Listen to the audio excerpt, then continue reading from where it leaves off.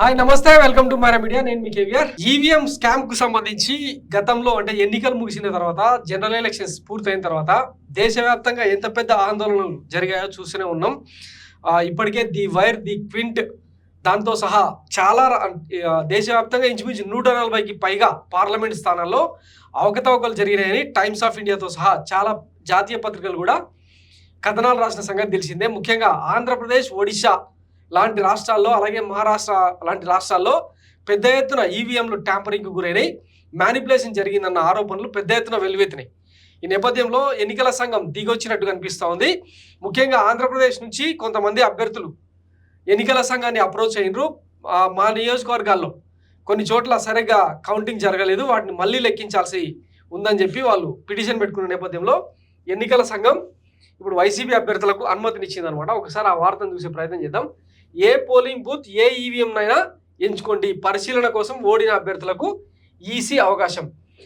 Lok Sabha, assembly ఎన్నికల ఫలితాలు వెలువడిన అనంతరం ఈవీఎంల ట్యాంపరింగ్కు సంబంధించి తనిఖీకి ఆదేశించాలని కోరుతూ సుప్రీంకోర్టును ఆశ్రయించిన 8 మంది అభ్యర్థులకు ఎన్నికల కమిషన్ వివిధ ఆప్షన్లు ఇచ్చింది. మాక్ పోలింగ్, వీవీప్యాట్ స్లిప్ల లెక్కింపు తదితరాల కోసం అసెంబ్లీ సెగ్మెంట్ పరిధిలోని ఏ పోలింగ్ బూత్ నుంచైనా ఈవీఎంలను ఎంపిక చేసుకునే అవకాశం కల్పించింది. ఎన్నికల ఫలితాల్లో 2-3 స్థానాల్లో నిలిచిన అభ్యర్థుల కోసం ర్యాండమ్ తనిఖీలను సూచిస్తూ మంగళవారం స్టాండర్డ్ ఆపరేటింగ్ ప్రొసీజర్ను ఈసీ విడుదల చేసింది.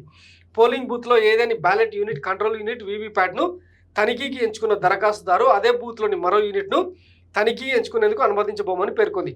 అభ్యర్థికి తనిఖీ నిమిత్తం గరిష్టంగా 1400 ఓట్ల వరకు మాక్ పోలింగ్కు అనుమతిస్తారు అని చెప్పి వార్త. సో మొత్తం మీద మళ్ళీ ఈవీఎం ట్యాంపరింగ్కు, మ్యానిపులేషన్కు సంబంధించిన పంచాయతీ మళ్ళీ ఒకసారి తెర మీదకి వచ్చిన సంగతి తెలిసిందే.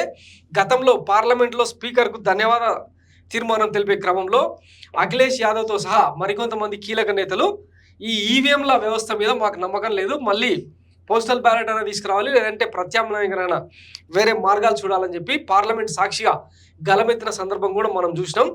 సో అంటే అది తీవ్రమైన ఆరోపణ, ఎందుకంటే చట్టసభల్లో అత్యున్నత వేదిక అయిన పార్లమెంట్లోనే అట్లాంటి ఆరోపణలు చేయడం అనేది అప్పట్లో సంచలనం అనమాట. అఖిలేష్ యాదవ్ ఏమంటారంటే తన రాష్ట్రంలోని 80 సీట్లకు జరిగే పోలింగ్లో 80 స్థానాలకు 80 స్థానాలు వచ్చినా కూడా ఈవీఎంలో మేము నమ్మం అని చెప్పిండంటే ఎంత పెద్ద ఆరోపణ అది. సో రాబోయే 6 నెలల్లో మనం గతంలో కూడా మైరా వేదికగా చాలాసార్లు చెప్పినా, రాబోయే 5-6 నెలల్లో దేశవ్యాప్తంగా అంటే ఇప్పుడు ఈ పార్లమెంట్ బడ్జెట్ సెషన్స్ అయిపోయిన తర్వాత రాబోయే 6 నెలల్లో దేశవ్యాప్తంగా పెద్ద ఎత్తున ఈవీఎం ట్యాంపరింగ్, మ్యానిపులేషన్, ఈ స్కాండల్, దీని అన్నిటికీ సంబంధించి పెద్ద ఎత్తున ఆందోళనలు జరగబోతున్నాయన్నది మనకున్న ఇన్ఫర్మేషన్. ఒకవేళ అదే కనుక జరిగితే మోడీ సర్కార్తో సహా ఇక్కడ ఏపీలో ఏర్పడ్డ చంద్రబాబు సర్కారు తల ఎక్కడ పెట్టుకుంటుంది అన్నది ఇప్పుడు అందరికీ మధ్య నడుస్తున్న చర్చ. ఇప్పటికే అంటే ఆర్ఎస్ఎస్ పెద్దలు కానీ, నరేంద్ర మోడీ లాంటి వాళ్ళు కానీ వచ్చిన రిజల్ట్స్తో అంత సంతృప్తికరంగా లేరు. తీవ్రంగా అంటే డ్యామేజ్ జరిగే అవకాశం ఉందన్న కోణంలో ప్రభుత్వాన్ని కూడా డిజాల్వ్ చేసే అవకాశం ఉందన్న చర్చ బయట రాజకీయ వర్గాల్లో పెద్ద ఎత్తున జరుగుతుందన్నమాట. సో ఈ నేపథ్యంలో రాబోయే 6 నెలలు మొత్తం ఈవీఎంల చుట్టే తిరగబోతున్నది.